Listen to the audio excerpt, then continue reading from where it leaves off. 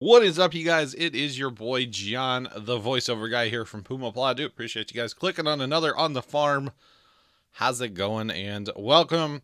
This will be the final installment of expanding the shop, part 3. This is it. We are done with the shop by the time we end this video. So I'm glad to be done with this project, but it has been fun. It has been fun. And it is actually, I know it's only 4 feet. Okay, we added 4 feet to the shop, but it is actually kind of awesome to have an additional 4 feet in the shop because we've already been taking advantage of it, and you guys will see that in a future video. So it is very nice to have. When Dad first said we were going to expand the shop, I was like, okay, how far are we going? He's like 4 feet, and I'm like, that's not enough. It's not enough. Not enough at all. And it on paper, it doesn't sound like enough, right? But surprisingly enough, it's enough. Now, of course, the shop, if we would make it bigger, it would be awesome. You know, bigger is always better, and having more room is always a good thing. But having just an additional 4 feet is actually kind of nice. I kind of like it. So we are putting the second tarp up on the roof. The quality Harbor Freight blue tarp. Gotta love it. It'll hold the heat enough, and it will keep us dry when it rains, because like I've said in past videos, well, you know, the roof leaks a little bit in this part of the shed, so it just kind of happens. So Dad is actually up in the loft right there. You can barely see him at the top of the screen, and he is feeding me the tarp and stuff. We're trying to lay it flat and get it all laid out nice and neat and stuff. That's what we're trying to do. Didn't quite didn't quite lay out as nice as the first one, but that's okay. We could always redo it, but we're not going to. Let's just be real here. So it's all good. It's all good in the hood. So yes, I think I said in the last video towards the end that this video is going to include some other project, but it is not, due to time reasons. I don't really feel like making a 30-minute on the farm today, so we'll save that for the next one. We got some other projects we've been messing with, repairing our water pump, and doing some winter maintenance, preventative maintenance on some of the equipment. That's what we're kind of in the mode doing at the farm now, after we got done with the shop project. And you guys will see that in the next coming weeks. So there's that. So staple the tarp down, inside, outside, good to go. Okay, so before we put this wall up, we actually had an air outlet here on this post for the air compressor. Now, we never really used it before. I mean, I feel pretty confident in saying that we could have done without it, but Dad decided he wanted to put it through the wall and back into the shop. So that's what we're attempting right here. I know you're not supposed to run air through PVC. You guys don't need to tell me that. I am well aware of it. However, anywhere that we interact with the airline, if that makes sense, like basically what we call the drops, where, you know, you hook and unhook your air hose and bleed the water out, all that stuff. All of that is metal pipe, but our main runs are PVC pipe. But we have not had an issue with them. We've had PVC pipe up in the shed for a number of years now and have not had any issues. And we're only running like 120 pounds, maybe max, maybe 110. We turned our compressor down a little bit because there's no reason to bump it up that high. So gluing up some PVC here, and I'm sure I'm not doing it correctly. Mr. Plumber Man that's watching these videos right now. But it's okay. Now, we did not actually get as much of the pipe in as we wanted to, so we may have to redo that joint in the future. But for right now, it is fine. It is holding air, and no problems there. Dad, we turned the air on later in the day, and Dad checked it with spray bottle, and there's no leaks, so it's all good there. So what we need to do now, guys, to hold our walls in place, we need some spikes to go down in the ground. So I've got 1/2-inch rebar, and I believe I cut like 16-inch or 2 foot. I don't remember how long they were now, but cutting them with the bandsaw, the metal bandsaw, which is like one of the best investments Dad ever made in the farm, honestly. Very nice to have this thing. It just cuts so fast, and really good, like, quality cuts. You know what I'm saying? Like, it's just awesome. So take them back to the grinder and sharpen them up just a little bit to, help me drive them in the ground, basically. This dirt inside of the shed is very easy to drive stuff into, but having them rounded off a little bit or, made into a point is just a little added bonus, a little added help, you know what I'm saying? So a little time with the old grinder, no big deal.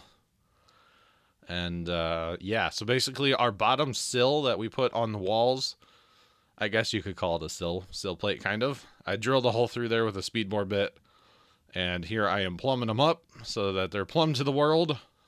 Is that a thing? I don't know. But plumbing them up, making sure they're good to go.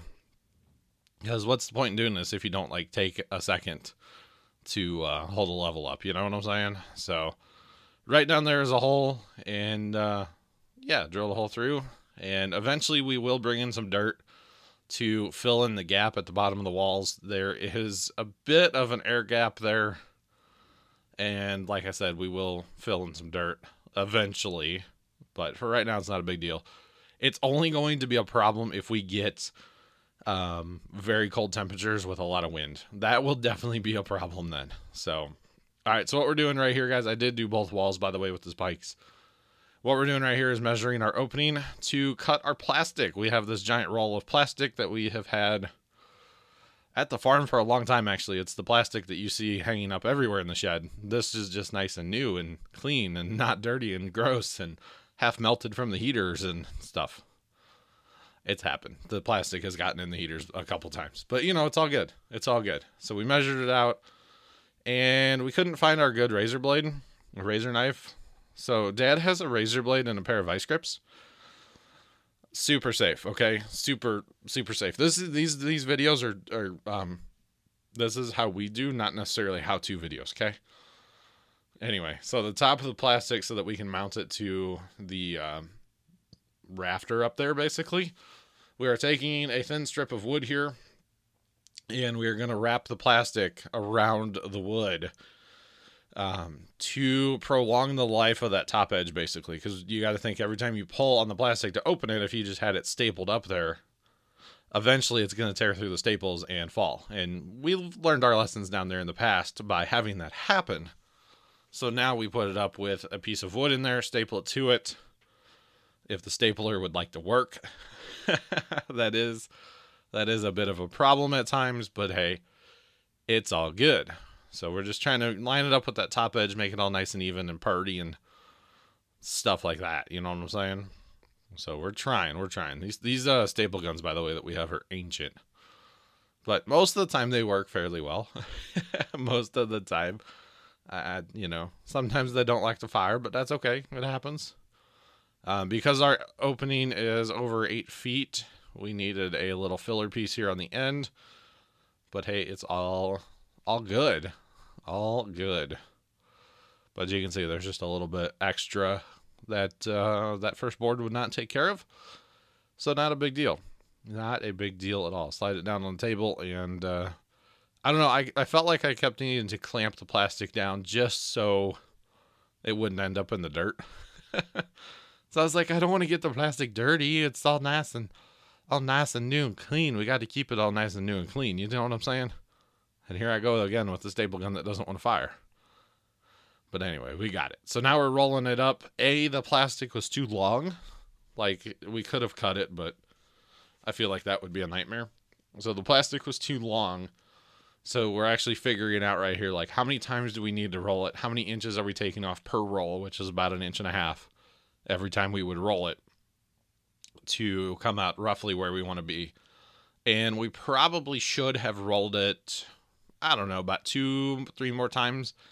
But you actually want to have a little extra plastic on the ground because, if it's a little windy, the plastic will actually kick up in the wind and then allow the cold air, let's say, to get through. And, well, since the point of the shop is to keep warm in the winter, we don't want that to happen. So a little bit extra plastic is better than not having enough.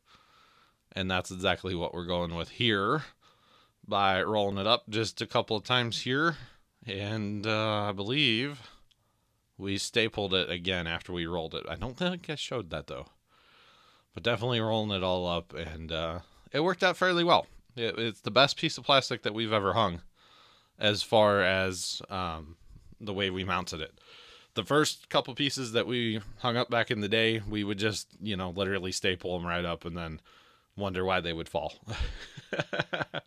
Just saying. So here we are. Dad's on one ladder. I'm on the other ladder, raising the plastic up in the shop to basically make our end wall.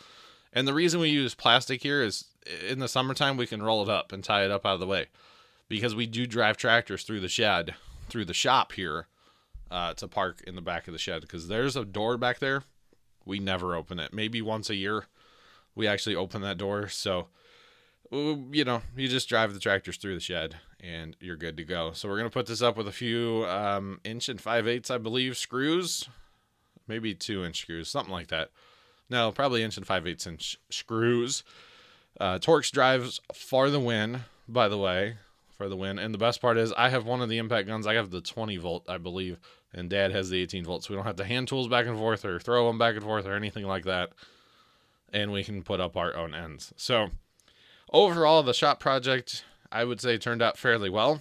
There were a few minor things that, you learn as you're going and maybe would like to change. Like, this piece of plastic's not exactly square in the opening. So there's not quite enough on the left side, but there's too much on the right side, like especially at the bottom. But we could address that if we wanted to, but for right now, we're not going to. And it'll be good to go. Other than that minor issue and the airline, that pipe, that elbow, other than that, we're good to go. But you can see it's a little short there on the side and a little long over on the right side, but it's okay. And, the shop is a lot warmer now with this piece of plastic in than it was without it, of course, because that's a giant opening. And you can see there's a little extra on the ground, but that's okay. That is okay. Rather have extra than not enough. So thank you guys for watching the shop expansion project part 3. I do appreciate it. If you guys liked it, hit that like button for more. Subscribe if you have not already done so.